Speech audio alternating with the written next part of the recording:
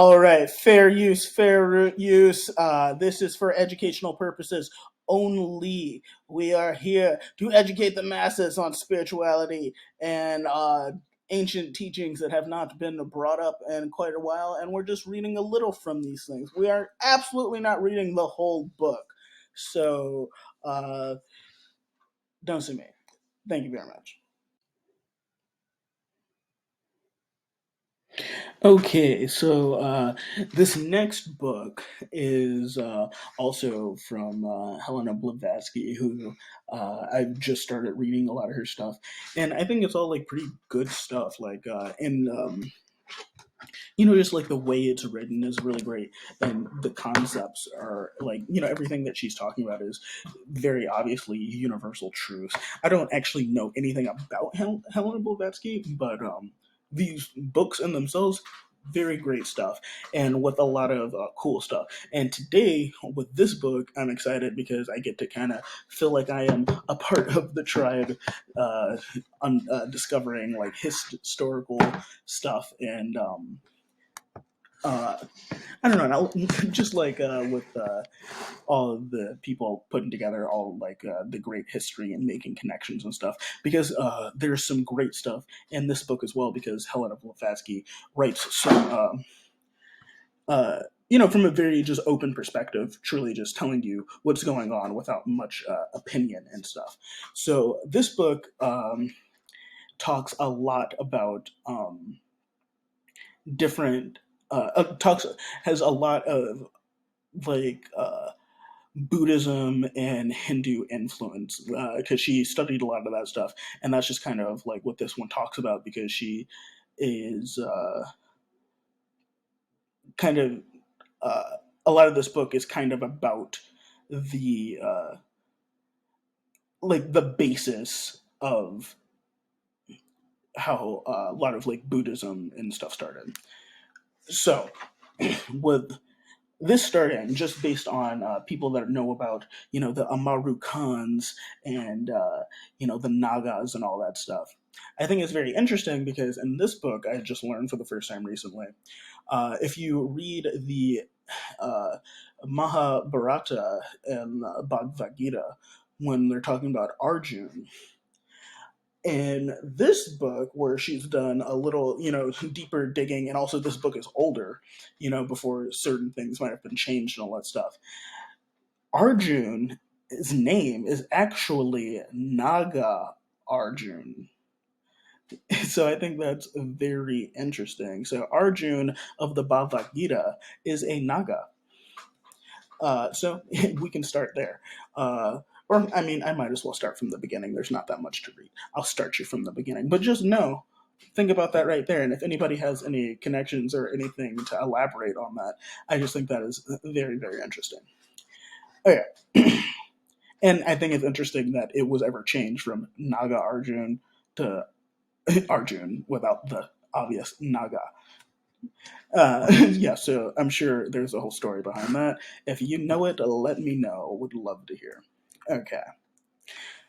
So, the following pages are derived from the Book of Golden Precepts, one of the works put into the hands of mystic students in the East. The knowledge of them is obligatory in that school, the teachings of which are accepted by many theosophists. Uh, Hold on, I messed up and got confused already. Okay, therefore, as I know many of these precepts by heart, the work of translating has been a relatively easy task for me. It is well known that in India, the methods of psychic development differ with the gurus, teachers, or masters, not only because of their belonging to different schools of philosophy, of which there are six, but because every guru has his own system in which he generally keeps very secret. But beyond the Himalayas, the method in the esoteric schools does not differ unless the guru is simply a lama, but a little more learned than those of than but little more learned than those he teaches. So there is also like a lot of this concept in this book. I love this book. This is a great one. I just recently finished this one. But so they talk a lot of how like there's this change in the past, and again, this is a writer of like the 1800s, the late 1800s, right? So of this time, even there was this known kind of thing in people that were deep into the occult and esoteric thought that a lot of these lamas who like the lamas are supposedly different than the gurus, and the lamas now are pretty much people that like have studied spirituality and can tell you from like an intelligent and very much like memory based way what these spiritual concepts are, but they are, you know, thought in these groups to really not be the real people anymore. Like they really do not hold this power and stuff anymore. And so in this book and in a lot of her works, this is something that's talked about a lot. How like a lot of the old spiritual schools and stuff that we know about now have been left to these people that really only know a little bit more than us. You know, they know enough to teach us, but they don't know enough to show us what they can do. You know what I mean? Okay. The work from which I here translate forms a part of the same series as that from which the stanzas of the book of Zan were taken, on which the secret doctrine is based.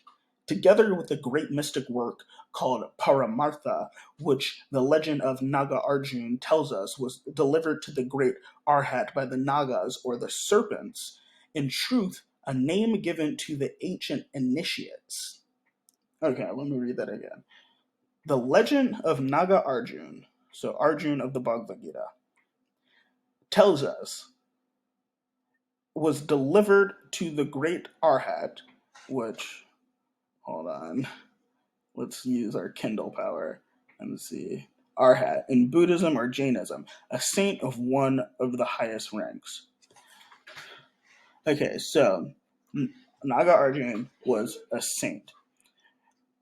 So, the legend of Naga Arjun tells us was delivered to the great Arhat by the Nagas or the serpents, in truth, a name given to the ancient initiates. So the serpents, this is telling us the serpents are the ancient initiates, the ancient, truly magical people that absolutely knew what they were talking about, knew who the universe, knew how the universe worked. They were called the serpent people. And this is probably because often the Kundalini rising in your body up through your spine is often called the serpent, as well as like the vagal nerve that connects and how the energy runs through these parts of your body from the base of your spine up to the crown, and starts causing these more etheric magical energies to run through your body. So often for a very, very long time, because if you have the sight and you can see the energy because your third eye is open or whatever, this energy would look, like something coiling up in your spine and up through your head. So I guess this is just a very, very long tradition of calling this the serpent and calling these serpent people. Although, just like to go off on a tangent, I would say, I don't know. I would totally believe that there were just some scaly type of aliens out there, or otherworldly beings, or extra, or not extraterrestrial, but I forgot what they're called. Ultra terrestrial? I don't know. I could believe that there's something like that actually on the Earth. That's not a metaphor as well. But, anyways, that's where we get Naga Arjun. It is yet it maximizes, and ideas, however noble and original, are often found under different forms in Sanskrit works, such as the Dayan Sawari, that superb mystic treatise in which Krishna describes to Arjun in glowing colors the condition of a fully illumined yogi. And yet again in the Upanishads, this is This is but natural, since most, if not all, of the greatest arhats, the first followers of Gautama Buddha, were Hindus and Aryans, not Mongolians, especially those who immigrated to Tibet. The works left by Arasanga alone are very numerous. The original precepts are engraved on thin oblong squares, copies very often disc. These discs or plates are generally preserved on the altars of the temples attached to centers, where the so-called contemplative or Mahayana Yogicharya schools are established. They are written variously, sometimes in Tibetan, but mostly in ideographs. The scare sacerdotal language, Sinzar, besides an alphabet of his own, may be rendered in several modes of writing and cipher characters, which partake more of the nature of ideographs than syllables. Another method, lug in Tibetan, is to use the numerals and colors, each of which correspond to a letter of the Tibetan alphabet. 30 simple and 74 compound letters, thus forming a complete cryptographic alphabet. When the ideographs are used, there is a definite mode of reading the text, as in this case the symbols and signs used in astrology, namely the 12 zodiacal animals. In the 7 primary colors, each a triplet and shade, i.e., the light, the primary, and the dark stand for the 33 letters of the simple alphabet for words and sentences. For in this method, the 12 animals, 5 times repeated and coupled with the 5 elements and the 7 colors, furnish a whole alphabet composed of 60 sacred letters and 12 signs. Okay, so let me read this little paragraph over here, and then I'll go to some of my other bookmarks because it's getting a little off of anything I understand. Because I don't understand numbers. We'll just put that out for everybody right now. Math is not my thing. Okay. The Book of Golden Precepts, some of which are pre-Buddhistic, while others belong to a later date, contains about 90 distinct little treatises. Of these, I learned 39 by heart years ago. To translate the rest, I should have to resort to notes scattered among to a large number of papers and memoranda collected for the last 20 years and never put in order. To make it to make of it by any means an easy task. Nor could they all be translated and given to a world too selfish and too much attached to objects of sense to be in any way prepared to receive such an exalted ethics in the right spirit. For unless a man preserves seriously in the pursuit of self-knowledge, he will never lend a willing ear to advice of this nature. Okay. So, the mind, manas, which follows the rambling senses, makes the soul, buddhi, as helpless as the boat which the wind leads astray upon the waters. The Bhagavad Gita. Definitely read the Bhagavad Gita. Great, great, great, great read. Okay, let me skip to some of my other. Okay. The great illusion thy soul responds when frightened at the sight of hot tears of pain, when deafened by the cries of distress, thy soul withdraws like the shy turtle within the carapace of selfhood. Learn, O disciple of her silent God, thy soul is an unworthy shrine. When waxing stronger, thy soul glides forth from her secure retreat, and breaking loose from the protecting shrine, extends her silver thread and rushes onward. When beholding her image on the waves of space, she whispers, "This is I. Declare, O disciple, that thy soul is caught in the webs of delusion. This earth, disciple, is the hall of sorrow, wherein are set along the path of dire probation traps to ensnare thy ego by delusion, called great hearsay. This earth, O ignorant disciple, is but the dismal entrance leading to the twilight that precedes the valley of true light, that light which no wind can extinguish, that light which burns without a wick or fuel. Saith the great law, in order to become the knower of all self, thou hast first self knowledge, thou hast first of self to be the knower. In order to become the knower of all self, thou hast first of self to be the knower. To reach the knowledge of that self, thou hast to give up self to non self, being to non being. Then thou canst repose between the wings of the great bird. A sweet is rest between the wings of that which is not born nor dies, but is the Om throughout eternal ages.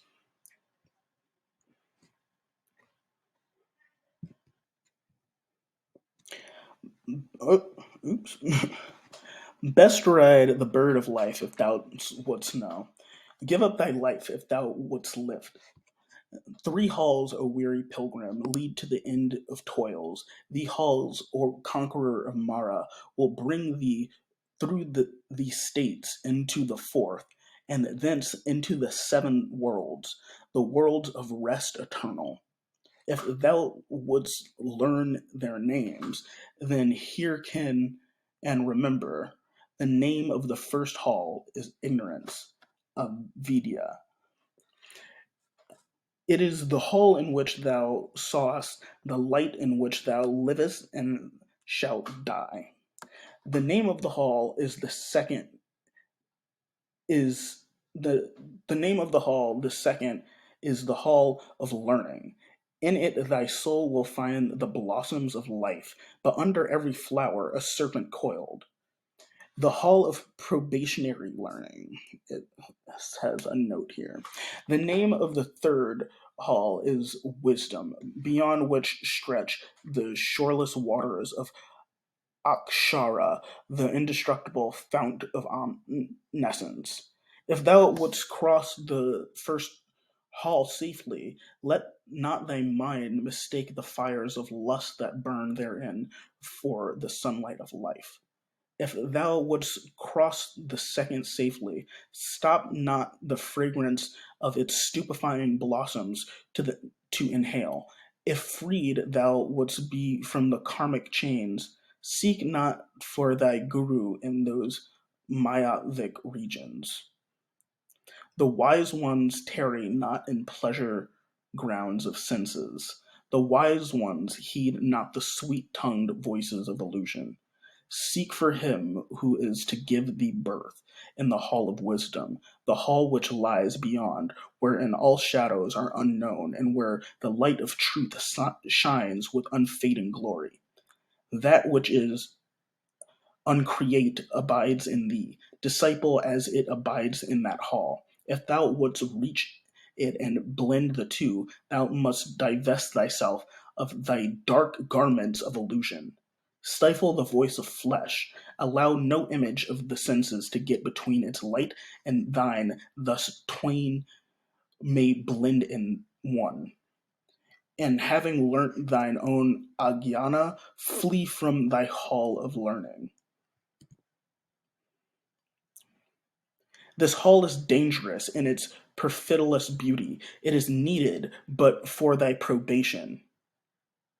Beware, Lano, lest dazzled by elusive radiance, thy soul should linger and be caught in its deceptive light. This light shines from the jewel of the great Esnarer, Mara. The senses it bewitches, blinds the mind, and leaves the unwary an abandoned wreck. The moth attracted to the dazzling flame of thy night lamp is doomed to perish in the viscid oil. The unwary soul that varies to grapple with the mocking demon of illusion will return to earth, the slave of Mara. Okay, so that uh, I'll try to talk about a little bit of that. Let me back up. So basically, it seems like what they're talking about right here is, so Mara means illusion, and there's essentially like, hold on, let me break it down a little bit. Okay, so it's basically saying like at this particular stage, you can start kind of like developing yourself, your senses, some abilities, like you're, developing your, develop their relationship with the oneness and nature and all of that stuff. But you can still kind of be trapped in delusion, right? And there is, the wonderful multiverse that we live in allows for all possibilities. So you do have the option to have like this, heightened awareness and, kind of have leveled up a bit, but still be living in illusion. And you can, let's say, use some of your abilities. Let's say you're a little bit psychic now. Sure, maybe you go and use that to attain things that are, of this physical world and that are, like you want money or, cars and all that kind of stuff. Sure, maybe you can get it, but you're still, by doing that, you're kind of forcing yourself to stay at this lower vibration where you're not uh, in line with the true, law of cosmic love and the route that can take you in its highest form. So, there, so you can do your thing, try as much as you want. Maybe you'll lose some of your abilities. Maybe some other more nefarious god will have to give you those abilities. But what they're talking about here with like the halls and stuff. These are kind of like the levels of learning and like where you are now and where you could be. And but yeah, it's saying like even upon death, you could follow the light of essentially the illusion of human life, and you'll end up right back here on Earth, which is often referred to as just like the great suffering, like the realm of suffering, and the goal is supposed to be to exit this realm.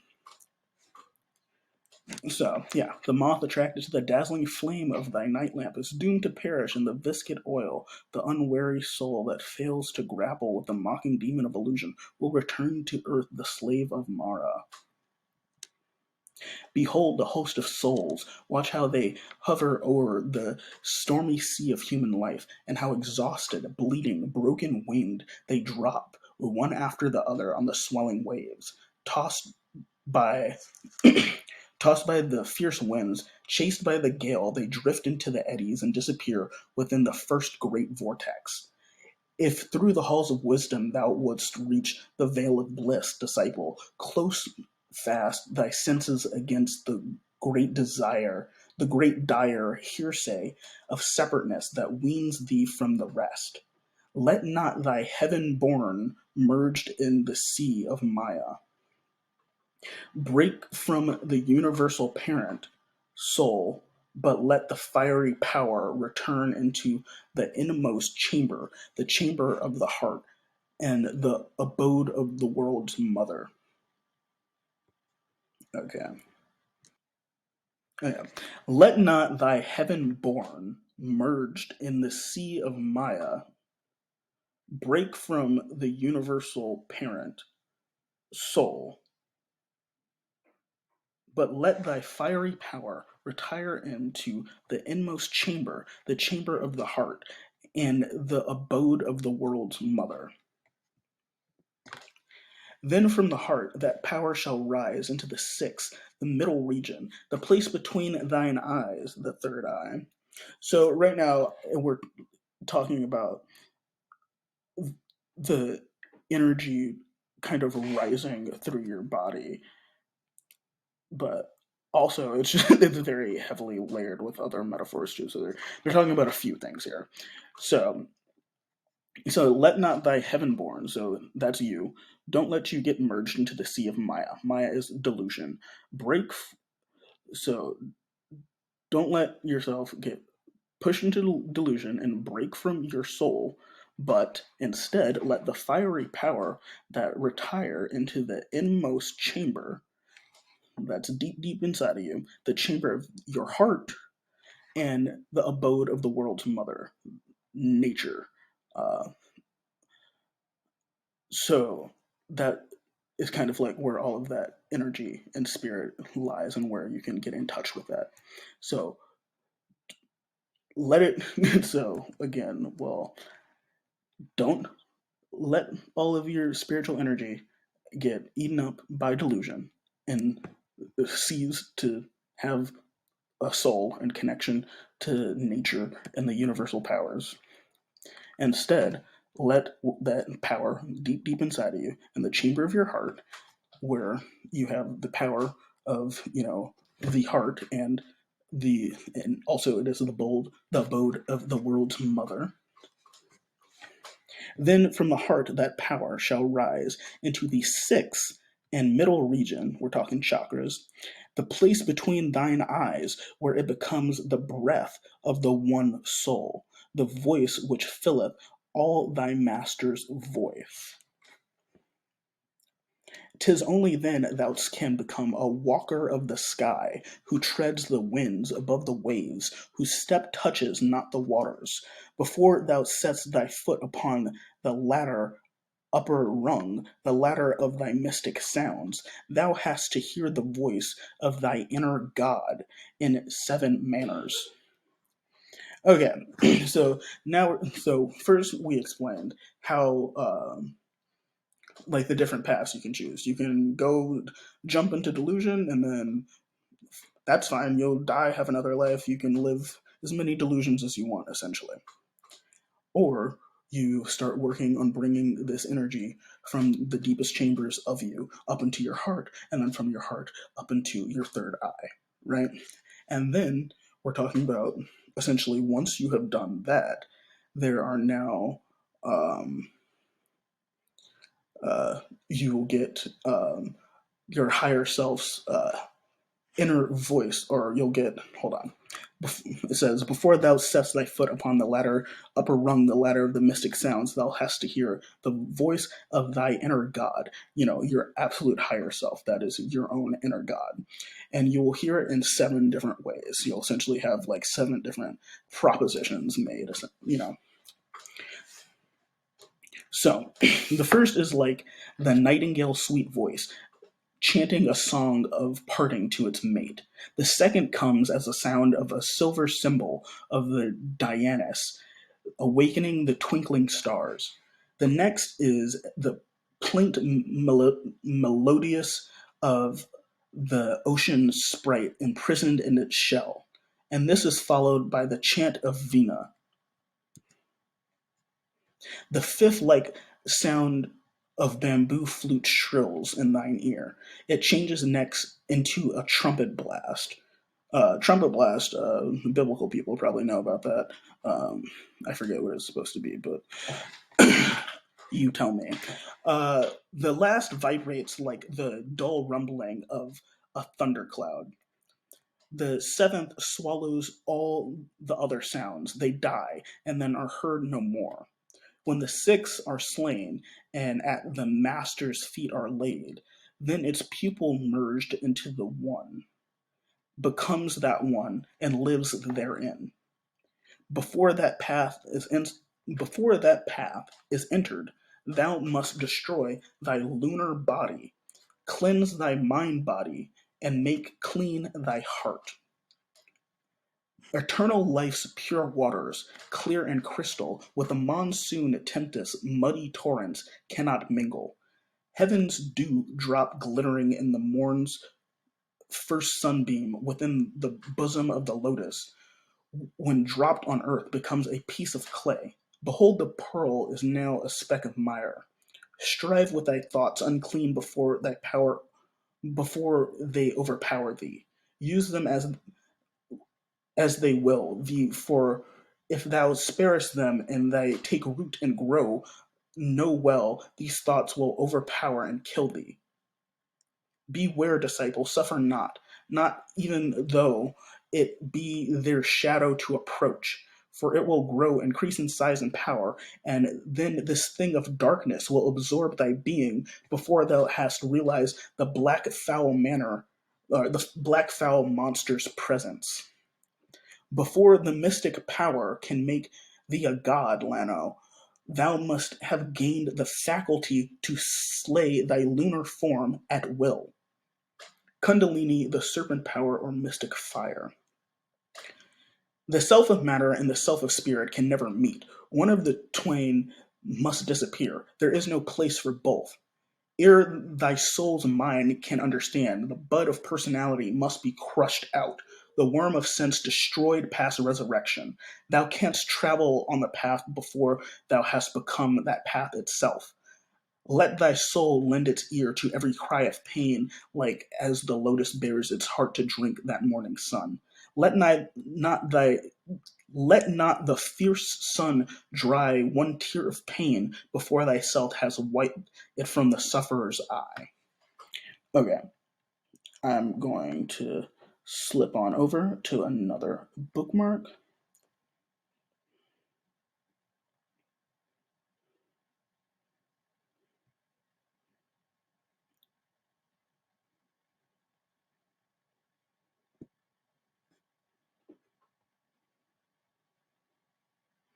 All right.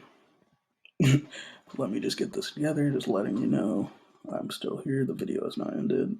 Okay. Oh, yeah, and by the way, this book is called The Voice of Silence by H.P. Blavatsky. Voice of Silence. And I mentioned the name of what the document is from Buddhism. And this is a really cool book because, like, you probably would never find this document if it wasn't for her having published this book under a different name. It's what are the Golden Precepts of Buddhism that predate Buddhism. Okay. Um, thus teach the Turkthikas, the unbelievers, Brahman ascetics. If thou art taught that sin is born of action and bliss of absolute inaction, then tell them that they err. Non-permanence of human action, deliverance of mind from thraldom by the cessation of sin and faults, are not for deva egos. Thus saith the doctrine of the heart. The reincarnation ego. The dharma of the I is the embodiment of the external and the non-existing. The dharma of the heart is the embodiment of bodhi, the permanent and everlasting, true divine wisdom. The lamp burns bright when wick and oil are clean. To make them clean, a cleaner is required. The flame fills not the process of the cleaning. The branches of a tree are shaken by wind, thus the trunk remains unmoved. Both action and inaction may find room in thee. Thy body agitated, thy mind tranquil, thy soul as limpid as a mountain lake.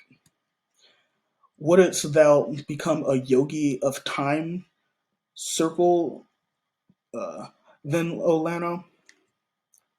Believe thou Believe not that sitting in dark forest in proud seclusion and apart from men, believe thou not that life on roots and plants, that thirst a sewage, I said that wrong, was snow from the great range. Believe not thou not, O devotee, that this will lead thee to the goal of final liberation. Think not that breaking bone, that rendering flesh and muscle unites thee to thy silent self. Think not that when the sins of thy gross form are conquered, O victim of thy shadow, thy duty is accomplished by nature and man. So some of what like they're saying here is that like retreating into absolute seclusion and doing nothing with your life and not talking to anybody so that you can achieve enlightenment because oh well if I'm not talking to anybody then I won't have any bad thoughts about these people in my life and that won't put me further back and then if I'm not around all the temptation of all like the bad food, then I can eat this good food and be better for my body, and then I can also get even closer to this goal. And you start like isolating like that. Like if I don't even give myself the chance, then I'll have a better chance, right? Kind of idea. And a lot of these like ancient Buddhist teachings, and more recent ones too, and all of like Buddhism, the idea is that, and Hinduism, is that removing yourself from action is not how you get there. It is by learning to, perform the good actions regardless of what circumstance you're in. Not that you can't do stuff like go get, a nice ranch house in the middle of nowhere, but, don't, just, you don't give up on everything thinking that that is how you maintain the goal. The idea is that you can be this amazing person and do these things in any condition. Yeah, the blessed ones have scorned to do so. The lion of the law, the Lord of mercy, perceiving the true cause of human woe, immediately forsook the sweet but selfish rest of quiet wilds from Aranyaka. He became the teacher of mankind after July had entered uh, the nirvana. He preached on mount and plain and held discourses in the cities to devas, men, and gods. So kindly acts, and thou shalt reap their fruition. Inaction in a deed of mercy becomes an action in deadly sin. So, yeah, like doing nothing when you could have done something good, that's an evil thing, and that is absolutely counted against you. Thus, thus saith the sage, thou shalt abstain from action, not so shall thy gain thy soul her freedom. To reach nirvana, one must reach self knowledge, and self knowledge is of loving deeds the child. Have patience, candidate, have patience, candidate, as one who fears no failure, courts no success. Fear thy soul's gaze upon the star whose ray thou art, the flaming star that shines within the lights and within the lightless depths of every being, the boundless fields of the unknown. Have perseverance as one who doeth forevermore endure. Thy shadow live and vanish, that which in thee shall live forever, that which in thee knows, for which it is knowledge, it is not of fleeing life. It is the man that was, that is, that will be, for whom the hour shall never strike. If thou wouldest reap sweet peace and rest, disciple, sow with the seeds of merit the fields of future harvest. Accept the woes of birth. Step out from the sunlight into shade to make more room for others. The tears that water the parched soil of pain and sorrow bring forth the blossoms and the fruits of karmic retribution. Out of the furnace of man's life and its black smoke, winged flames arise, flames purified that soaring onward, neath the karmic eye, weave in the fabric glorified of three vestures of the path. These vestures are Nirmanakaya, Sambhogakaya, and Dharmakaya, robe sublime. The Shanga robe, 'tis true, can purchase eternal light. The Shangna robe,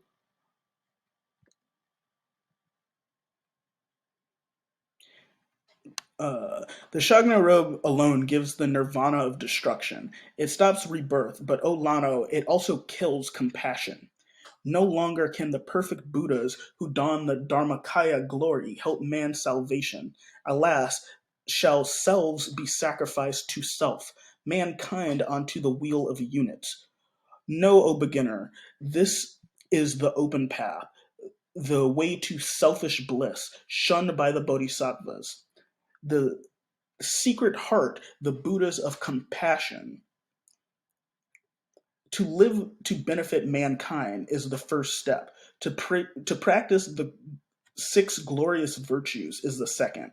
To don Nirmankaya's humble robe is to forego eternal bliss for self, to help on man's salvation, to reach to reach nirvana's bliss, but to renounce it is the final step, the highest on renunciation's path. So, to don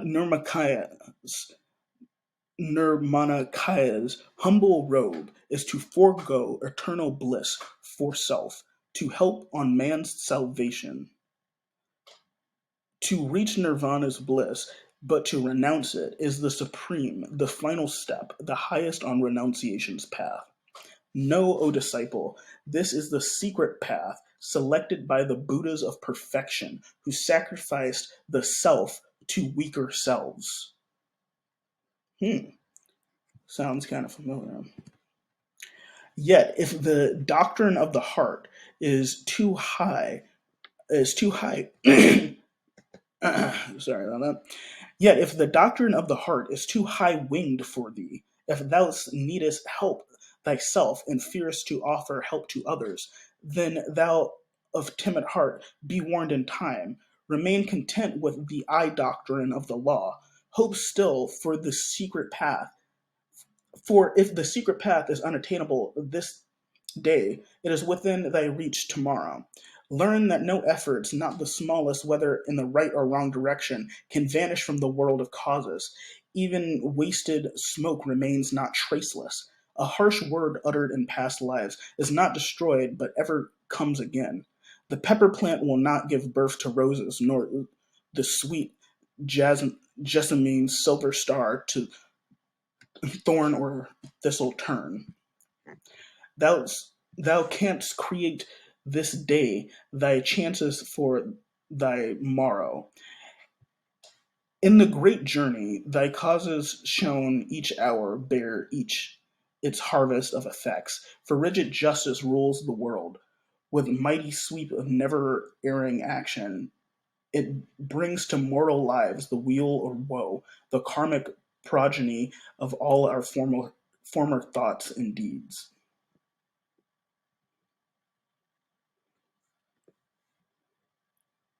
Okay. I'm gonna jump to another bookmark. What was that one? That's 38.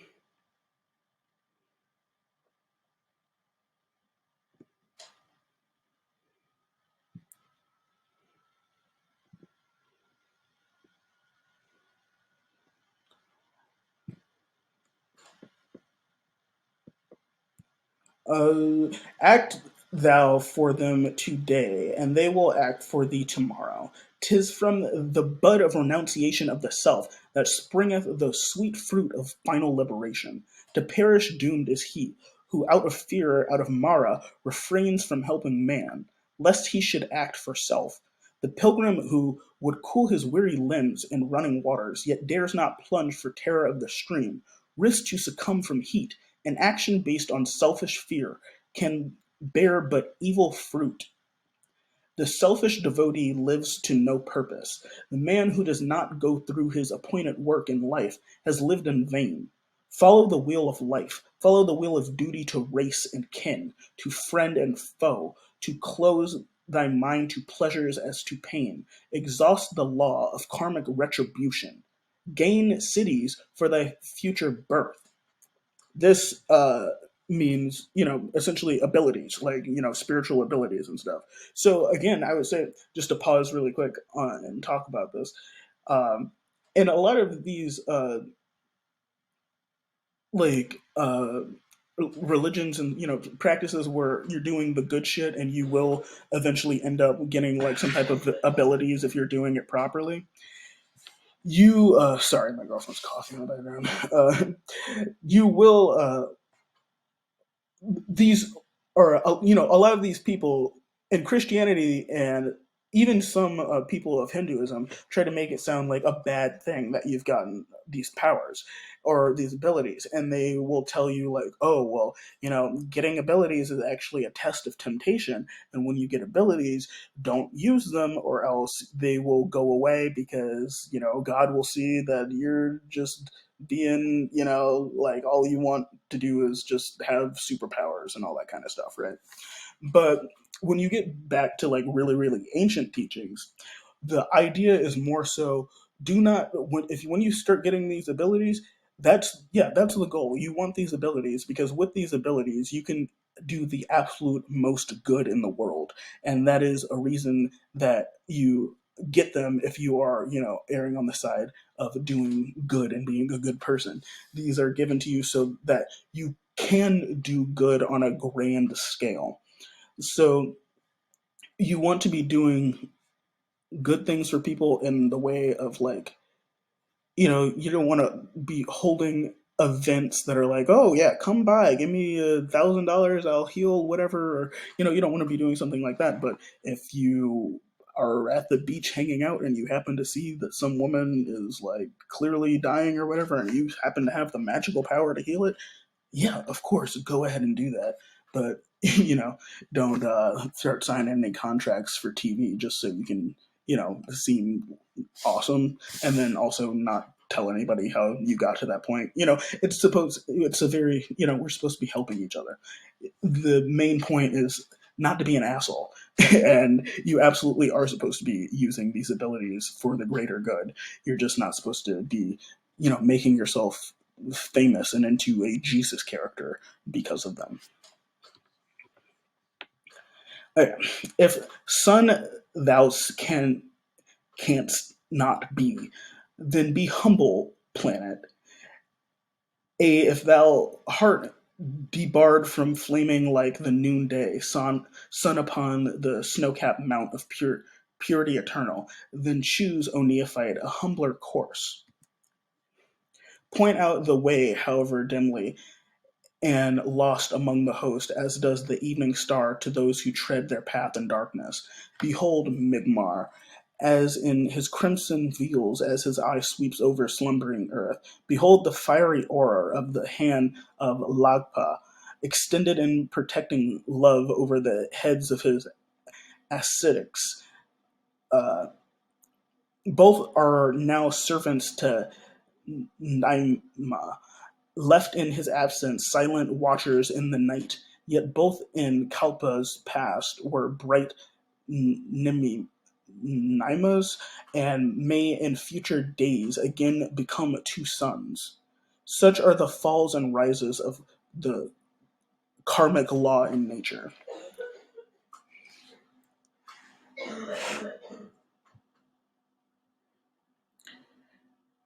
Be, O Lano,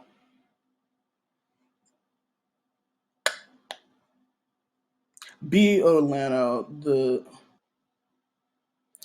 be, O Lano, like them, give light and comfort to the toiling pilgrim, and seek out him who knows still less than thou, who in this who in his wretched desolation sits starving for the bread of wisdom and the bread which feeds the shadow without a teacher, hope or consolation, and let him hear the law. Tell him, O candidate, that he who makes of pride and self regard bond maidens to devotion, that he who cleaving to existence still lays his patience and submission to the law as a sweet flower at the feet of Shakyathabpa becomes a Srotapati. Uh, I'm sure I said that all fucked up. In this birth, the cities of perfection may loom far, far away. But the first step is taken, the stream is entered, and he may gain the eyesight of the mountain eagle, the hearing of the timid doe. Tell him, O aspirant, that true devotion may bring him back the knowledge, that knowledge which was his from in former births. The Deva sight and Deva hearing are not obtained in one short birth. But be humble if thou wouldst attain to wisdom. Be humbler still when wisdom thou hast mastered. Be like the ocean which receives all streams and rivers. The ocean's mighty calm remains unmoved. It feels them not. Restrain by thy divine thy lower self. Restrain by the eternal the divine. A great is he who is the slayer of desire. Still greater he in whom the self divine has slain the very knowledge of desire.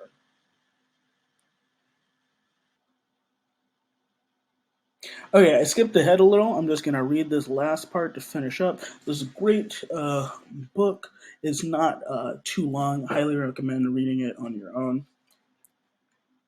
With all man sees it not, will not perceive it, nor will he heed the word of wisdom, for he knows it not. But thou hast heard it, thou knowest all thou of eager guiliness soul, and thou must choose. And then here can yet again. On Soan's path, O Srotapati, thou art secure, on that marga, when naught but darkness meets the weary pilgrim, where torn by thoughts the hand drip blood, the feet are cut by sharp unyielding flints, and Mara wields his strongest arms. There lies a great reward, and immediately beyond.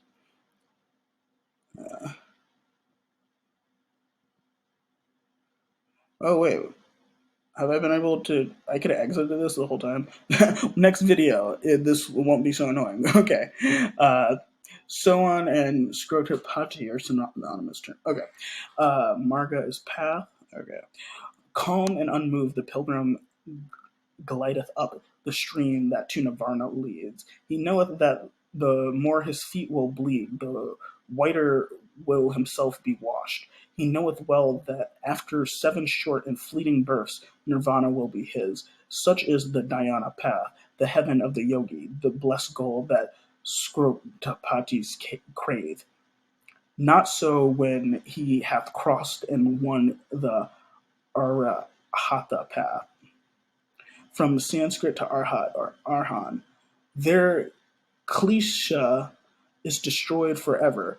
Tanha's roots torn out. But stay, disciple, yet one word canst thou destroy divine compassion. Compassion is no attribute, it is the law of laws, eternal harmony. Alea's self, a shoreless universal essence, the light of everlasting right, and fitness of all things, the law of love eternal. The more thou dost become at one with it, thy being melted in its being, the more thy soul unites with that which is, the more thou wilt become compassion absolute. Such is the Arya path, the path of the Buddhas of perfection, with all what mean the sacred scrolls which make thee say, Om, I believe it is, not all the arhats that get of the nirvanic path, the sweet fruition. Om, I believe the nirvana dharma is entered not by all the Buddhas. The Vegpa Chinpodio Mayana Sutra, Invocations to the Buddhas of Confession, Part 1. Yea, on the Arya path, thou art no more Scrotapati, thou art a bodhisattva. The stream is crossed. 'Tis true thou hast a right to Dharmakaya vesture, but Sambhogakaya is greater than Nirvana, and greater still is a Nirmanakaya, the Buddha of compassion. Now bend thy head and listen well, O Bodhisattva. The compassion speaks and saith, Can there be bliss when all thou lives must suffer? Shalt thou be saved and hear the whole world cry? Now thou hast heard that which was said. Thou shalt attain the 7th step and cross the gate of final knowledge, but only to wed woe. If thou wouldst be Tathagata, follow upon thy predecessor's steps and remain unselfish till the endless end. Thou art enlightened. choose thy way. Behold the mellow light that floods the eastern sky, and signs of praise both heaven and earth unite. And from the fourfold manifest powers, a chant of love ariseth, both from the flaming fire and flowing waters, and from sweet smelling earth and rushing wind. Hark! From deep unfathomable vortex of that golden light in which the victor bathes, all nature's wordless voice in a thousand tones ariseth to proclaim, Joy unto ye, O men of Myelba! A pilgrim hath returned back from the other shore. A new Arhan is born. Peace to all beings. Okay, so that was The Voice of Silence. This will be part two to my first one, which was titled Land of the Gods. I was going to try to put a little other title in there so it was more coherent that this was part two, but not Land of the Gods. But yeah, so this is part of my series where we're going over some of the works of H.P. Blavatsky, aka Helena Blavatsky. And I think this is a great book. It's almost like the Bible of Buddhism, but much, much shorter. She has some other stuff that I will be going over in the future. Thanks for sticking with me. Please like, comment, and throw on a little music in the background while you're listening to these, because I have not put any in because I'm doing the absolute least amount of work possible. But yeah, anyways, thanks. Peace.